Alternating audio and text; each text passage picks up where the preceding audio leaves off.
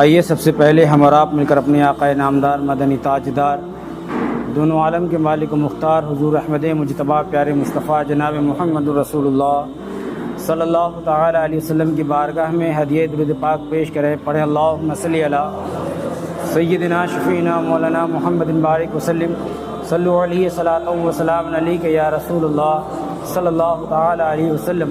ایک بار نبی اور آل نبی پہ درود پاک پیش کریں. صلی اللہ علی نبی الامہ وآلہ صلی اللہ علیہ وسلم صلاۃ و سلام علیک یا رسول اللہ صلی اللہ تعالی علیہ وسلم. اللہ کے پیارے محبوب صلی اللہ تعالی علیہ وسلم جن پر اللہ تبارک و تعالیٰ نے یہ قرآن نازل فرمایا، اور اسی قرآن میں اللہ نے انسانوں کے لیے ہدایت رکھی اور ہمیں وہ ساری چیزیں اللہ تبارک و تعالیٰ نے بتایا جو درکار تھی، جو ضرورت تھی. اللہ نے بہت ساری آیتیں ایسی ہمیں بتائی جن پر ہمیں توجہ کرنے کی ضرورت ہے. جو انسان سنتا ہے اور سننے کے بعد اس پر عمل نہیں کرتا اور اپنی مرضی کے مطابق زندگی کو گزارتا ہے، تو اللہ نے فرمایا من کان فی ھذہ اعمی، کہ جو دنیا میں اندھا رہا وہ آخرت میں بھی اندھا رہے گا. جو قرآن سننے کے بعد بھی، قرآن پڑھنے کے بعد بھی، قرآن کی تفسیر سننے کے بعد بھی، احادیث نبویہ سننے کے بعد بھی اگر وہ پھر بھی اپنی زندگی میں کوئی بدلاؤ اگر نہیں لایا تو قرآن نے اسے اندھا کہا، بہرا کہا، کیونکہ اسے وہ چیزیں بتائی گئیں، دکھائی گئی، سمجھائی گئی اور استاد نے اس کو پڑھایا. تو جو شخص دنیا میں اندھا رہے گا وہ آخرت میں بھی اندھا رہے گا، یعنی کہ جو دنیا میں گمراہ رہا وہ آخرت میں بھی گمراہ ہی رہے گا. یہ سوچیں کہ اللہ بڑا غفور و رحیم ہے، ہم کچھ بھی کریں اللہ معاف کر دے گا. تو بے شک اگر اس ظاہری دنیا میں ہم توبہ کرتے رہیں تو اللہ بے شک معاف فرمائے گا، مگر صرف ہمارا توبہ کر لینا اور پھر اس پر عمل پیرا نہ ہونا یہ ہمیں اور زیادہ گناہوں کی طرف کھینچتا ہے. اللہ نے جو قرآن مجید میں توبہ کا ذکر فرمایا اور استغفر اللہ کا ذکر فرمایا، تو توبہ الگ ہے اور استغفر اللہ الگ ہے. توبہ وہ توبہ ہے کہ جس توبہ کا مطلب ہوتا ہے کہ ہم آگے کوئی گناہ نہیں کریں گے، یہ توبہ کا مطلب ہے. آگے ہم کوئی گناہ نہیں کریں گے، یہ توبہ کا مطلب. اور استغفر اللہ کا مطلب یہ ہوا کہ ہم نے جو پیچھے گناہ کر لیا ہے، اب اس پچھلے گناہ سے جب ہم نے استغفار کر لیا تو اب جو پچھلے میں جو گناہ ہو چکا وہ آئندہ نہیں کریں گے. آئندہ نہ ہونے کے لیے ہم نے توبہ کیا اور پچھلے گناہوں کے لیے ہم نے استغفار کیا. تو استغفار میں اور توبہ میں فرق ہے، انشاءاللہ اس کو اور آگے بہتر بتائیں گے. تو توبہ آئندہ کے لیے اور استغفار پچھلے کے لیے. تو ہم دیکھیں کیا توبہ اور استغفار کرنے کے بعد بھی ہمارا راستہ صراط مستقیم ہے یا کوئی اور راستہ ہے. مزاروں پر ہمارا جانا ہوتا ہے، بزرگوں کے چوکھٹوں پر ہمارا جانا ہوتا ہے، مسجدوں میں بھی ہم جاتے ہیں، نمازیں پڑھتے ہیں، دعائیں مانگتے ہیں. دعا ہم مسجد میں بھی مانگتے ہیں، دعا ہم مزاروں پہ بھی جا کے مانگتے ہیں، دعا ہم قبرستانوں میں بھی جا کے مانگتے ہیں. کوئی جہاں جہاں اللہ کی رحمت برکتیں ہمیں دکھتی ہیں وہاں دعا مانگتے ہیں. خانہ کعبہ کے پاس جاتے دعا مانگتے ہیں، میزاب رحمت کے پاس دعا مانگتے ہیں، عرفات میں جا کے دعائیں مانگتے ہیں، مسجد نبوی میں جا کے دعائیں مانگتے ہیں. تو دعائیں ہم ہر جگہ مانگتے ہیں. نماز ختم ہوئی تو دعا مانگتے ہیں، سلام پڑھیں گے تو دعا مانگیں گے، کوئی بزرگ مل گیا تو اس سے کہیں گے دعا کیجئے گا. تو دعاؤں کا سلسلہ ہمیشہ ہمارا رہتا ہے. تو حضرت داتا گنج علی حجویری علیہ رحمہ فرماتے ہیں کہ ہر جگہ پہ رش ہوتا ہے، بھیڑ ہوتی ہے. جمعہ کا دن ہو، عید کا دن ہو، اس کے علاوہ ایسے وقت جیسے ربیع الاول کا ہو یا 11ویں شریف کا ہو یا سرکار غریب نواز کے عرس کا موقع ہو، چاہے حضرت دادا میاں کے عرس کا موقع ہو، لوگ زیادہ کثیر تعداد میں پہنچتے. کیوں؟ بزرگوں کی نسبت سے دعائیں مانگیں گے تو اللہ کے محبوب نے فرمایا کہ جو بزرگوں کے نسبت سے وابتغوا الیہ الوسیلہ، وسیلے سے جو دعائیں مانگی جائے گی وہ دعائیں قبول ہوں گی. تو اس لیے مزاروں کا وسیلہ، مزاروں کے میں جو بزرگ لیٹے ہیں ان کے وسیلے سے ہم دعائیں مانگتے ہیں. مسجدوں میں آتے ہیں، صلاۃ و سلام کی برکتوں سے دعائیں مانگتے ہیں. جو نبی پر ہم نے درود پاک پڑھا نماز میں، اس وسیلے سے دعا مانگتے ہیں. جو نماز میں ہم نے قیام کیا، رکوع کیا، سجدہ کیا، استغفار کیا، ہم ان کے وسیلے سے دعا، تو ہم ہر جگہ دعا مانگتے ہیں. اور دعا ہماری کس لیے؟ میرا کاروبار چل جائے، میرے پاس گاڑی ہو جائے، میرے پاس بنگلہ ہو، میرے پاس پراپرٹی ہو، میرے پاس یہ ہو، میں صحیح رہوں. یعنی کہ جو بھی چیز ہم نے مانگا اپنی نفس کے لیے مانگا. صحت مانگی، اپنے لیے مانگا. اولادوں کی خوش قسمتی مانگی، اپنے نفس کے لیے مانگا. کاروبار کے لیے مانگا، اپنے لیے مانگا. کاروبار چلنے کے لیے مانگا، اپنے لیے مانگا. یعنی کہ مزار ہو، کہیں بھی ہو، ہم نے صرف اپنی اس ظاہری زندگی میں اپنے نفس کے لیے مانگا. کبھی بھی ہم اللہ اور اس کے رسول کا ایک راستہ اختیار کرنے کے لیے کبھی نہیں مانگا. اور اگر مانگا بھی تو کبھی چلنے کی کوشش نہیں کیا. تو حضرت داتا گنج علی حجویری رحمہ فرماتے ہیں کہ رش ہر جگہ ہوتا ہے، لوگ دعائیں مانگتے ہیں اور دعائیں کرواتے ہیں اپنے کاروبار کے لیے، اپنے لیے، اپنے جائیداد کے لیے، اپنے مال و اولاد کے لیے، ہر شخص. مگر کوئی تو ایسا ہو کہ جو اللہ کے لیے دعا منگوائے کہ میں اللہ کے راستے پر چلوں، میں رسول اللہ کے راستے پر چلوں. کوئی تو ایسا آئے جو اللہ کا پتہ پوچھے، کوئی تو ایسا آئے جو اس کے رسول کا پتہ پوچھے، کوئی تو آئے جو اللہ کے ولیوں کا طریقہ پوچھے، کوئی تو آئے جو ان کے راستے پر چلنا سیکھے. ایسا کوئی نہیں آتا. جو بھی آتا ہے وہ اپنا نفس لے کر آتا ہے. تو اللہ کے تبارک و تعالیٰ نے انسان کو اس پر توجہ دلائی. توجہ اس سے پہلے بھی الہاکم التکاثر حتی زرتم المقابر، کثرت طلبی. انسان کا جو نفس ہے، اس نفس میں اس نے کیا کیا چاہا اور کتنا کچھ چاہا. تو اللہ نے اسی کو کہا کہ انسان، ایک جگہ اللہ نے انسان کو صاف کہا کہ انسان اپنے رب کا ناشکرا ہے. ایک جگہ فرمایا ولاس، انسان کی زندگی بہت مختصر ہے، بہت کم ہے، بہت تھوڑی ہے، اور اس تھوڑی زندگی میں وہ صرف اپنے لیے چاہتا ہے. الہاکم التکاثر حتی زرتم المقابر، کثرت طلبی نے تم کو ہلاک کر دیا. حتی، یہاں تک کہ زرتم المقابر، تم اپنی قبروں میں جا پہنچے. تو انسان اپنی ضرورت کے لیے ہر ایک چیز مانگتا. یہ سارے الفاظ قرآن کے ہیں، کیونکہ اللہ نے انسان کے نفس کے لیے بھی کہا، انسان کی ہدایت کے لیے بھی کہا، اور پھر یہ بھی فرمایا وہ بھاگے ہوئے انسان تو کہاں جاتا ہے، تیرا رب کے بڑا ہی غفور الرحیم ہے. اپنے رب کے در سے نہ بھاگ، اس رب کی طرف لوٹ کہ جس رب نے تجھے تخلیق کی ہے. مگر ہماری توجہ اس پر نہیں جاتی. ہماری توجہ ہمیشہ ان چیزوں پر جاتی ہے کہ جو ہمیں دکھتی ہے. چاہے ہماری اولاد بیمار ہو تو اولاد کی بیماری دکھتی ہے، ہم بیمار ہو ہماری بیماری ہمیں دکھتی ہے، ہمارا کاروبار دکھتا ہے، وہ کاروبار کیسے چلے گا ہمیں وہ دکھتا ہے، کاروبار خراب ہو گیا وہ ہمیں دکھتا ہے، فلاں ترقی کیسے کرتا ہے ہمیں یہ. تو جو چیزیں انسان کو دکھتی ہے، انسان ڈرتا بھی اسی سے ہے اور بھاگتا بھی اسی کے پیچھے ہے. اور اللہ دکھتا نہیں، اور اللہ کے رسول صلی اللہ علیہ وسلم کو بظاہر ہم نے اپنے ماتھے کی نگاہوں سے دیکھا نہیں. ہم نے سرکار غریب نواز سرکار غوث پاک کا ذکر تو سنا مگر اپنی آنکھوں سے دیکھا نہیں. تو اس لیے جب ان کا عرس کا وقت آتا ہے تو جوش محبت امنڈتا ہے. جلوس میں جانے کے لیے ہمارا جوش امنڈتا ہے، 11ویں شریف کی دیکھ کرنے کے لیے جوش امنڈتا ہے، سرکار غریب نواز کے در پہ جانے کے لیے. مگر وہ صرف ایک وقت کے لیے ہوتا ہے، ایک دن کے لیے، 2 دن کے لیے، 1 ہفتے کے لیے ہوتا ہے، اور اس کے بعد وہ سارا جوش ٹھنڈا ہو جاتا ہے. رمضان آیا، کتنے لوگ آئے نماز پڑھنے کے لیے، اتنے لوگ آئے کہ ان کو اعلان کر کے بار بار کہنا پڑا کہ مسجد کے باہر نماز نہیں ہوگی، مسجد کے باہر نماز نہیں پڑھیں گے، مسجد کے باہر. یعنی کہ رش اتنا تھا کہ لوگوں کو منع کرنا پڑ رہا تھا. اور آج نیچے کی دریں پر نہیں ہوتی، اس سے اوپر کی نہیں ہوتی، اس کے اوپر پہ، یہاں تک کہ جمعے کا یہ حالت ہے کہ سب سے اوپر کی منزل نہیں بھرتی. اور رمضان میں یہی پورا بھرتا بھی تھا اور باہر تک لوگ ہو جاتے تھے. تو کہاں گئے؟ تو اس کا مطلب انسان صرف اپنے نفس کے لیے، اپنی جان کے لیے ہر ایک چیز چاہتا ہے. تو اللہ نے فرمایا دیکھو. اب اللہ قرآن میں فرماتا ہے کہ دیکھو، ان چیزوں پر توجہ کرو کہ جس پر تمہیں توجہ کرنی چاہیے. اللہ نے فرمایا کہ کبھی تم نے اس بات پر غور کیا کہ انسان جب ایک، میں اپنی مثال دیتا ہوں کہ جب انسان ایک گھر بناتا ہے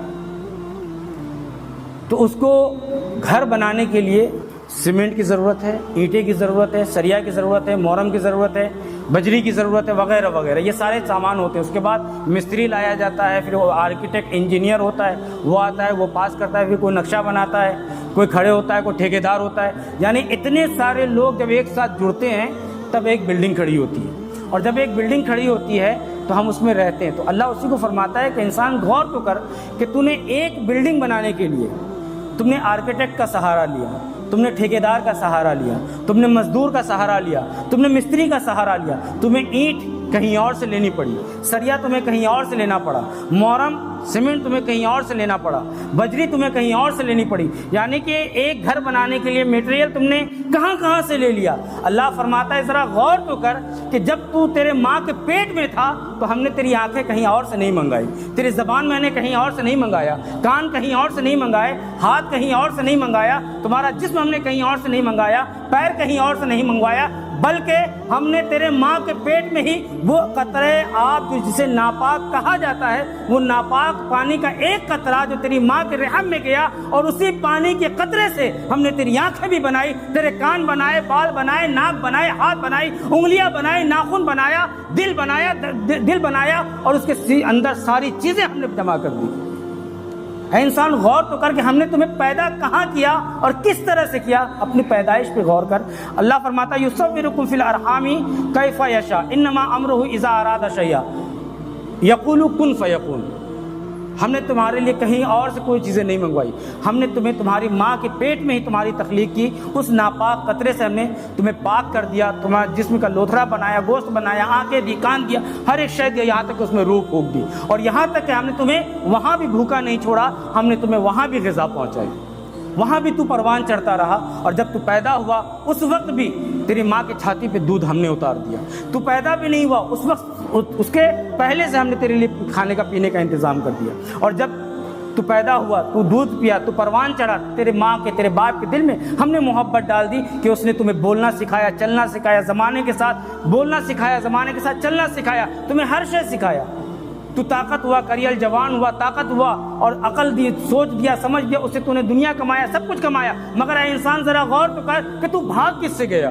اس کریم رب سے بھاگ گیا کہ جس نے تیری تخلیق ایک پانی کے قطرے سے کیا، اور کیا کیا بنا دیا، اور کیا کیا تجھے کھلا دیا، اور کیا کیا تجھے دے دیا، اور پھر بھی تو اس رب کے در سے بھاگ گیا۔ تو اللہ ہماری نافرمانیاں بتا رہا ہے، ہمیں کیا کیا دیا اس کا ہمیں احساس دلاتا، مگر احساس بھی اس کے دل میں ہے کہ نبی نے فرمایا کہ جو کچھ بتایا جائے، بولا جائے، اور بولنے کے بعد جو دل پہ اثر کرتی ہے، گویا کہ اس کا ضمیر زندہ ہے، اور جس کے دل پر قرآن اثر نہیں کرتا، حدیثیں اثر نہیں کرتی، میرا نمونہ حیات جس پر اثر نہیں کرتا، گویا کہ اس کا دل مردہ ہے۔ اور مردے دلوں کے لیے اللہ نے فرمایا من کان فی ھذہ اعمی فہو فی الآخرۃ اعمی واضل سبیلا، کہ جو دنیا میں اندھا رہے گا وہ آخرت میں بھی اندھا رہے گا، اور وہ اسی طرح رہے گا۔ تو کیا ہم ان اندھوں میں سے ہیں جن کے بارے میں قرآن کہتا ہے، یا ہم ان لوگوں میں سے جن میں ہم ہدایت پکڑنے والے ہیں؟ تو اللہ نے ارادہ فرمایا اور ہمیں فرمایا کن فیکن، اللہ نے چاہا ہو جا تو ہم ہو گئے۔ موت برحق ہے، موت آنی ہے، موت کسی کے لیے نہیں رکی، موت سب کو آئے گی، ایک پل کے لیے آئے مگر آئے گی، کسی کو کسی صورت میں آئے گی، کسی کو کسی طرح آئے گی، کسی کو حادثے میں آئے گی، کسی کو اچانک آئے گی، کسی کو گر کر آئے گی، کوئی چکرا کر گرے گا، کسی کو بستر پہ آ جائے گی، کسی کو سویا تھا بس سوتے میں آ جائے گی، موت ہے، آنی ہے، کسی بھی حال میں آ جائے گی۔ کوئی بتا کر نہیں آئے گا تمہیں ہم 2 دن کا موقع دیتے ہیں، تمہیں ہم 1 ہفتے کا ٹائم دیا، اتنے دن کا ٹائم دیا، ہمیں تو یہ بھی نہیں پتا کہ یہاں سے بولتے بولتے بھی یہاں سے واپس جائیں گے کہ نہیں، مسجد سے ہم باہر نکل پائیں گے کہ نہیں، یہ تو اللہ کی قدرت ہے، اللہ کی ہم امانت ہے، ہماری اولاد اللہ کی امانت، ہماری جان اللہ کی، اللہ جب چاہے اسے لے لے۔ مگر اللہ کے محبوب نے فرمایا اس سے پہلے کہ رب کا بلاوا آ جائے اپنے آپ کو سدھار لو، اور توبہ اور استغفار سے اپنے آپ کو کامیاب کر لو، اور اگر نہیں کرتے تو خسارہ کس کا؟ نقصان ہمارا ہے، عذاب ہم سہیں گے، آخرت میں جواب ہمیں دینا ہے، قبر میں ہمیں لیٹنا ہے، ہمارے قبر میں کوئی اور نہیں جائے گا۔ اللہ فرماتا ہے جب تم نے گھر بنایا، گھر کی تخلیق کی، ایک گھر کی مثال تو یہ ہوگی کہ جو اللہ نے فرمایا، جو سورہ قیامہ میں ایک ایک چیز کا ذکر فرمایا۔ اب ایک چیز اور دیکھیے، گھر بنایا، گھر بنانے میں چھت بھی ڈلا، چھت بنانے کے لیے کم سے کم 4 پلر تو ضرورت ہوتی ہی ہوتی ہے، دیواریں ہوں گی، 4 پلر کی ضرورت ہوتی تاکہ چھت اس پر ٹکا رہے۔ اگر 3 پلر پہ چھت ہم نے چوکور چھت اگر ہم نے ڈالا ہے تو 3 پلر پہ اگر ڈالیں گے تو تیسرا کونا کچھ وقت کے بعد جھک جائے گا، 2 پلر پہ ڈالیں گے وہ بھی جھک جائے گا، 1 پلر پہ ٹکے گا نہیں۔ بنا پلر کے چھت ٹکا سکتے ہیں؟ کوئی نہیں ٹکا سکتا۔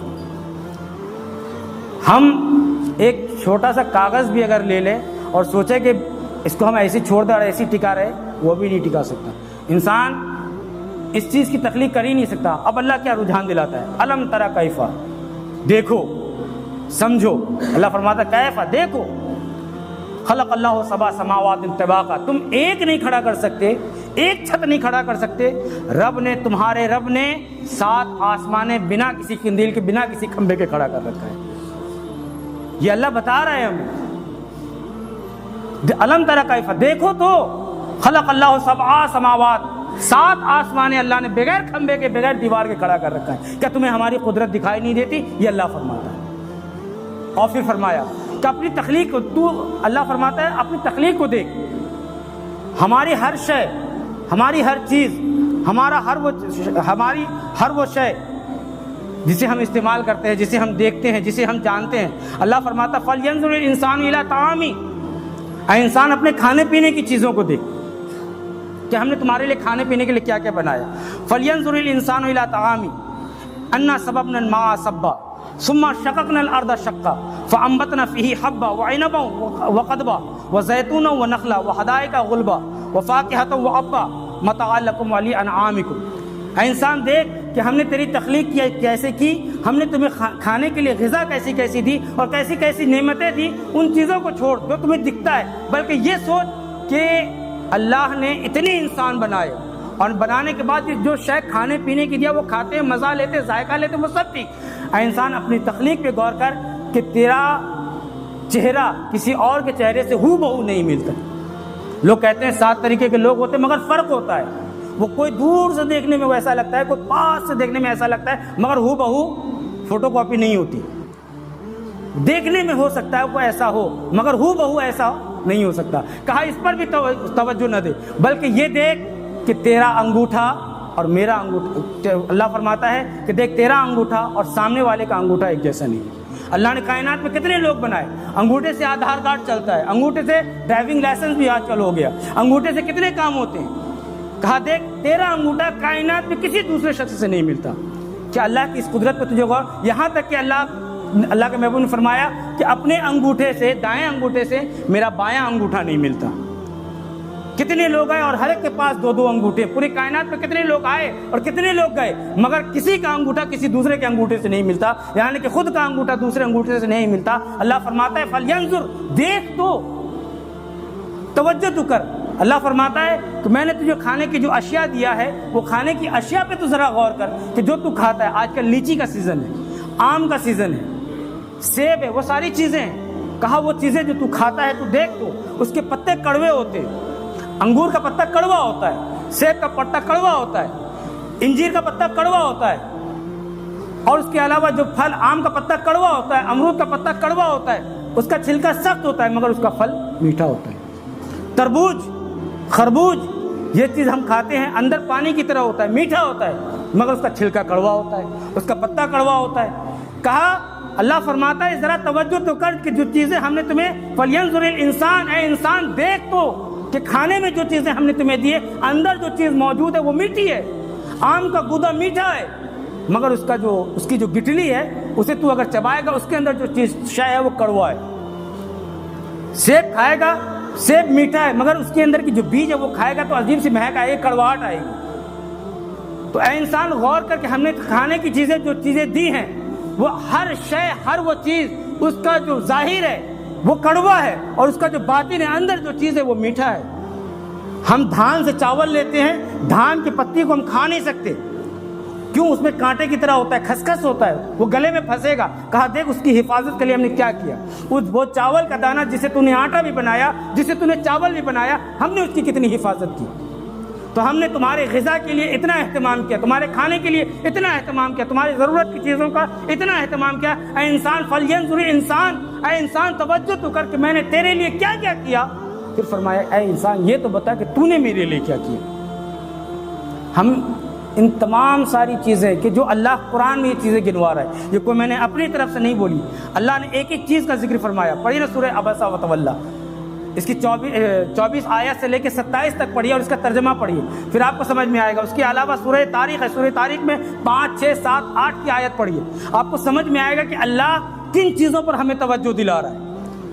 اللہ نے ایک ایک چیز پر توجہ دلائی، مگر انسان اپنی غفلت میں پڑا ہے اور اپنی سوچ میں کہ اسے جیسا چاہیے، جیسی زندگی چاہیے، وہ اپنی مطابق اپنی زندگی گزار رہا ہے. اللہ فرماتا ہے کہ ایترک السدی، انسان سوچتا ہے کہ ہم اسے آزاد چھوڑ دیں گے، سترے مہار چھوڑ دیں گے، آزاد اونٹنی کی طرح چھوڑ دیں گے، ہم اس گائے، اس جانور کی طرح چھوڑ دیں گے جو چھٹا گھومتی ہے، جو کسی کے بھی کھیت میں منہ مار دے، کسی کے بھی پھل میں منہ مار دے، کسی کی بھی سبزی میں منہ مار دے. اللہ فرماتا ہے وہ جانوروں کو تو چھٹا چھوڑا جا سکتا ہے، مگر اے انسان تجھے ہم نے اشرف المخلوقات بنایا ہے، سب سے بہتر، سب سے اشرف بنایا ہے. ہم تمہیں آزاد نہیں چھوڑیں گے، ہم تمہیں پابند بنائیں گے. اور پابند کس کا بنائیں گے؟ ہم تجھے اپنے نبی کی اتباع کروائیں گے. اے لوگوں، اگر چاہتے ہو کہ اللہ ہماری مغفرت فرمائے تو اللہ فرماتا ہے قل ان کنتم تحبون اللہ، اگر تم اے محبوب آپ فرما دو کہ اگر یہ لوگ اللہ کو راضی کرنا چاہتے ہیں تو اللہ، اگر اللہ کو راضی کرنا چاہتے ہیں فاتبعونی، اے محبوب یہ آپ کی اتباع کریں. اتباع کریں گے تو کیا ملے گا؟ یغفر اللہ، اللہ ہماری مغفرت فرمائے گا. واللہ غفور الرحیم، اللہ بہت زیادہ مغفرت فرمانے والا ہے. کہاں سے ملے گی مغفرت؟ رسول کی اتباع سے ملے گی، رسول کے بتائے ہوئے طور و طریقے پر چلنے سے ملے گا، اور رسول اللہ سے محبت کرنے سے ملے گا. اور رسول سے دور جا کر رسول کی غیبت کر کے، رسول اللہ کے شان میں گستاخی کر کے کسی کو کچھ نہیں ملنے والا سوائے عذاب کی. اگر کامیاب ہونا ہے تو کامیابی کے لیے یہی آیت ہے. محبوب اگر یہ لوگ چاہتے ہیں کہ یہ کامیاب ہوں تو ان کو آپ کی اتباع کرنی ہوگی. صاف فرما دیا، فاتبعونی، اتباع کرنی ہوگی. اگر وہ اتباع نہیں کرتا تو وہ کامیاب نہیں ہو سکتا، اس کی مغفرت نہیں ہو سکتی، ہم اس پر رحم نہیں فرمائیں گے. انسان آج گناہ پہ گناہ کرتا ہے، میرا رب بڑا کریم ہے، میرا رب مجھے معاف فرما دے گا. بے شک اللہ بڑا ہی غفور الرحیم ہے، اللہ معاف فرماتا ہے. اللہ کبھی اپنے خوف سے بھی معاف فرماتا ہے، کبھی اپنے چاہنے والوں کے خوف سے بھی اگر کوئی توبہ کر لے تو معاف فرما دیتا ہے. حضرت عمر فاروق کا واقعہ آپ نے کئی بار سنا. کئی بار اس شخص کو حضرت عمر فاروق رضی اللہ تعالیٰ عنہ نے شراب کے ساتھ پکڑا، 2 بار پکڑا، اس پر حد لگا دی کہ اب اگر پکڑے گئے تو کوڑوں سے ماروں گا. 2 بار حضرت عمر فاروق نے سمجھایا. قرآن میں بھی یہی حکم ہے نا، اپنی بیوی کو طلاق مت دو، پہلے اس کو سمجھاؤ، اس کو صحیح طریقہ بتاؤ. جب وہ صحیح طریقہ نہ مانے تب اس کو جو ہے اس کے بستر الگ کر لو، اس سے بات کرنا بند کر دو. بند کرنے کے بعد بھی نہ سدھرے، بستر الگ کر دو.